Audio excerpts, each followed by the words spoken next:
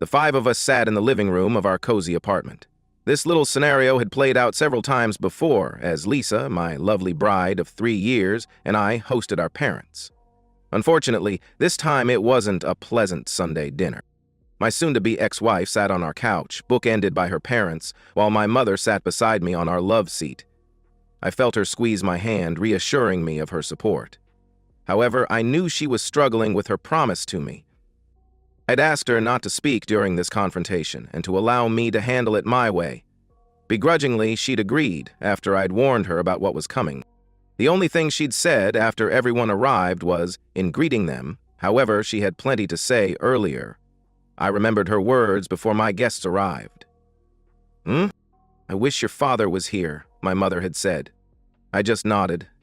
I didn't have the heart to tell her I was glad he wasn't. No son wants his father to preside over his dying marriage. Added to that, I knew that he and Margaret, my mother-in-law, despised each other, and this meeting would have escalated into World War III.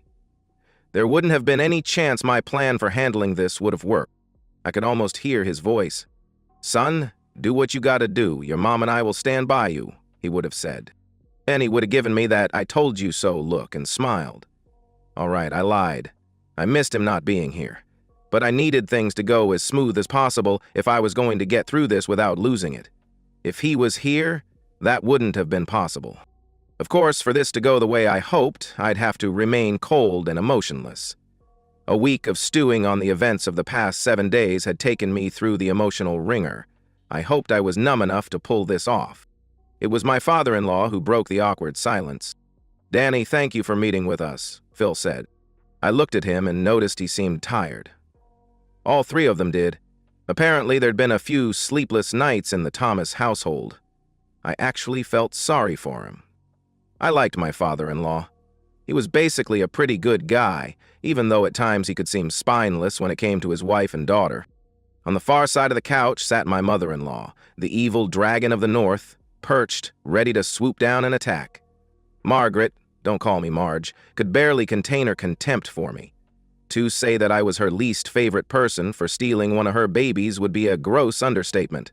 The fact that I'd supposedly corrupted her innocent daughter before the wedding just added to her reasons that I should be publicly drawn and quartered.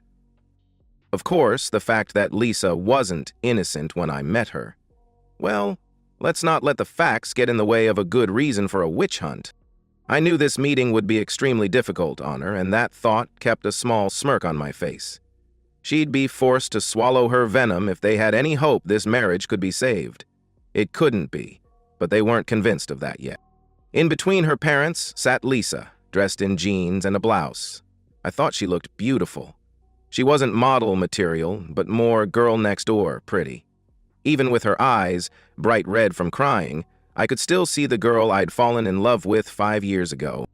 When I looked at her, I found it suddenly hard to breathe, and my heart pounded against my ribs like they were an anvil. I may have appeared cold and calm on the outside, but inside the pain was still raw. It appeared she wasn't doing any better. Of course, I didn't have much sympathy for her, since it was her actions that brought this on us. It was my reaction, however, that disrupted her little sister's wedding reception last Saturday. No doubt the guests would remember Stephanie and Mike's wedding for a long time. Since then, Lisa had been staying with her parents. This was the first time we'd met face-to-face since the wedding. The few times I'd talked to her over the phone were pretty much a disaster, so I stopped taking her calls. I'd asked her why, and her responses were basically pathetic excuses. I realized I may not have ever really known my wife. "I know this has been a very difficult time for the both of you," my father-in-law continued. "But hopefully we can talk a few things out and begin trying to heal your marriage." "Thank you, Mr. Thomas. I appreciate what you're trying to do, but there's really no reason to try resuscitating something that's dead," I replied. Thankfully, we hadn't had kids yet. The only thing left to do now is to figure out how to bury it and begin the divorce. "Danny," Lisa whispered with tears running down her face. "I don't want a divorce." I studied her and clenched my jaw in an attempt to say calm. "And I didn't want to catch my wife with her ex-boyfriend at her sister's wedding reception?" I shot back. I guess I didn't hide my anger well. "We don't need that kind of language, Daniel. the dragon stated in a condescending voice, making my skin crawl. "This isn't your home, Marge," I growled back at her. "And you're welcome to leave any time you want." I could see her actually gag as she choked down her response. She shocked me, though, and didn't say anything. Hell must have frozen over. He answered goggily. "Danny, I'm so sorry," Lisa whimpered.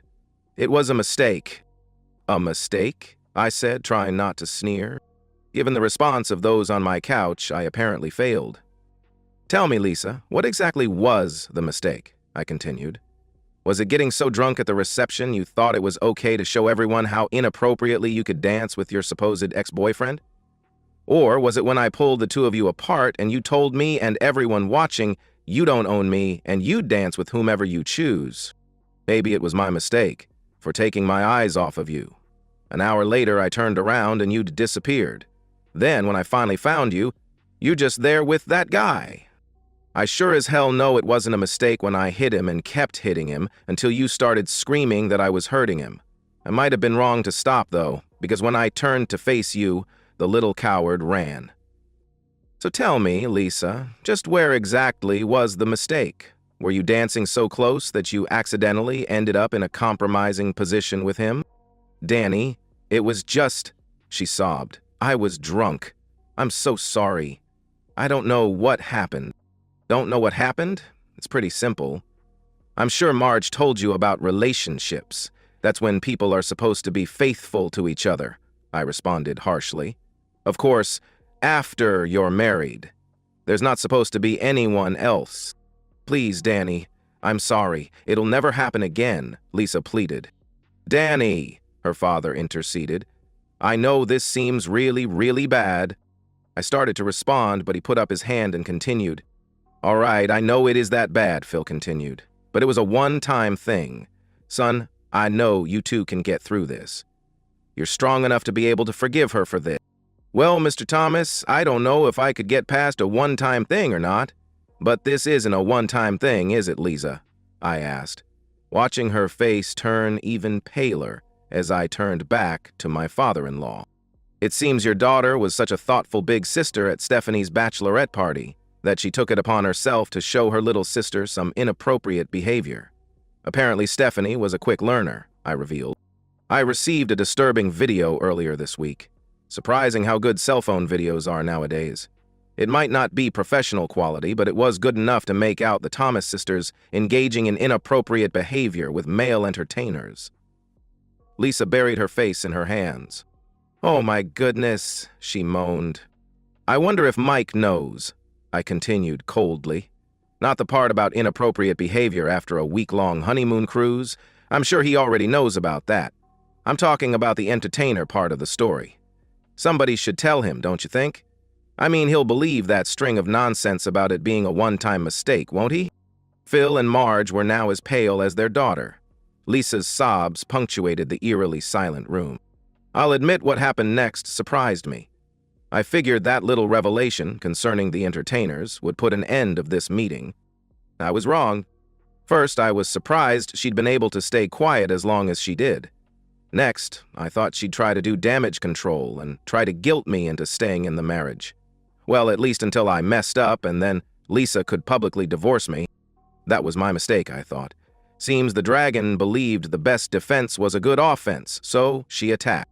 "You sanctimonious fool," Margaret growled at me. "You sit there acting so smug and innocent." "Margaret, please," Phil pleaded with his wife. "No," Margaret shot back.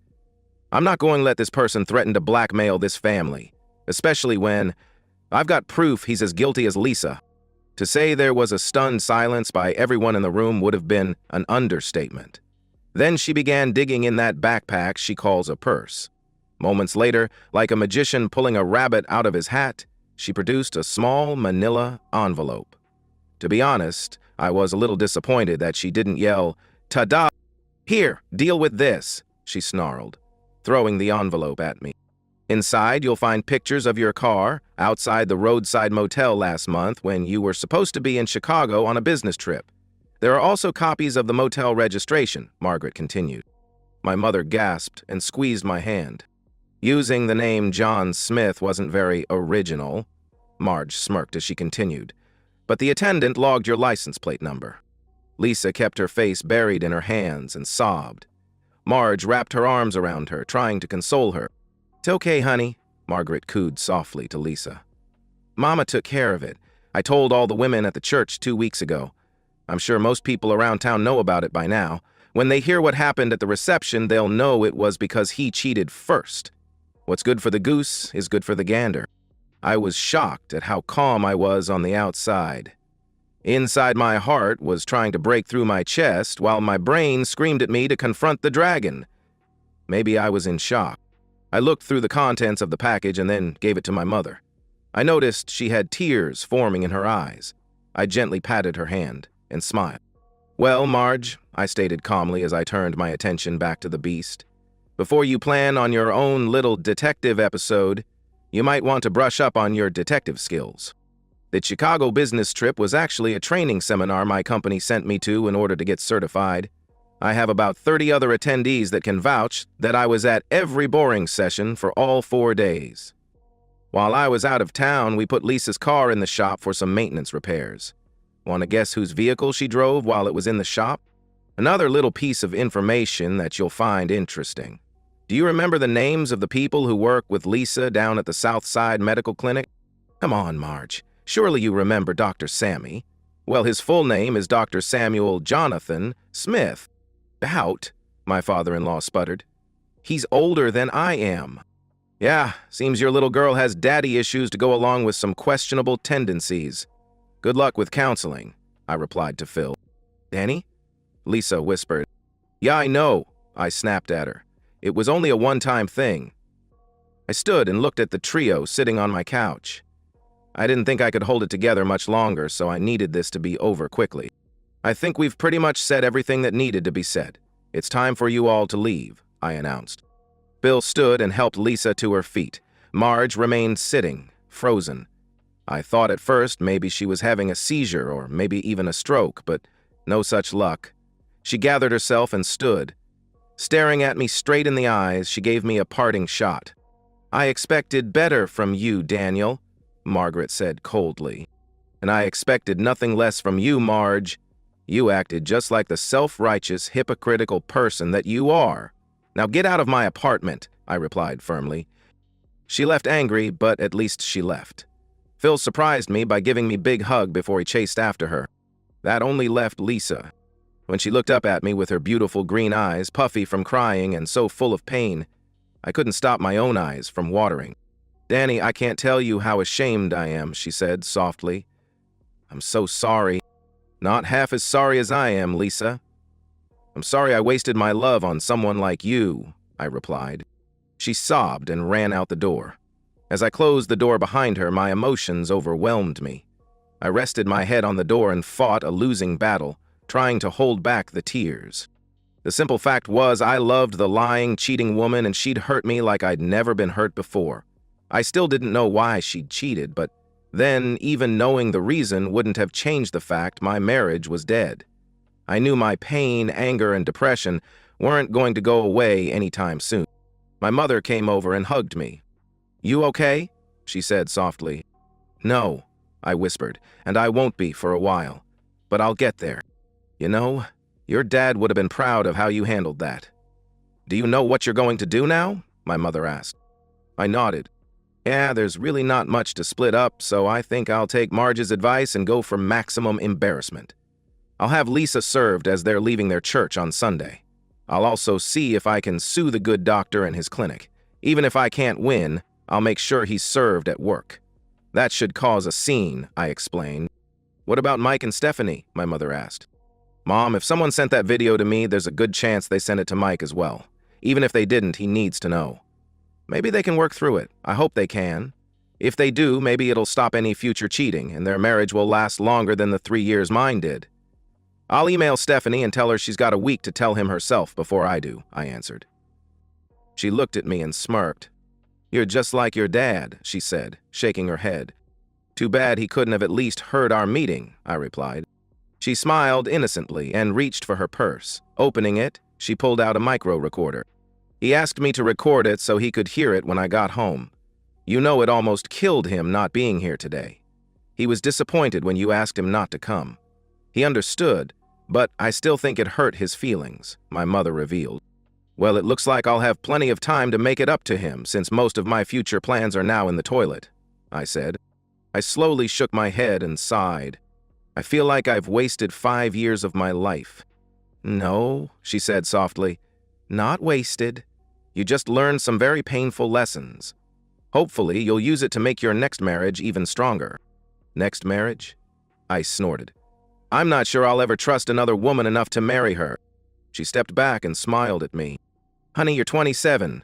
It will take a long time, but you'll find some lucky girl who will be special enough for you to try again," my mother said encouragingly. "My mom," I chuckled. "The eternal optimist." She reached up and kissed my cheek. "I have to be. I'm still expecting some grandbabies out of you," she said with a laugh. We both laughed. The sound of our laughter reassured me. I'd be happy again. Someday. 5 years later. The late afternoon sun streamed through the windows of my new office as I leaned back in my leather chair, reviewing the quarterly reports.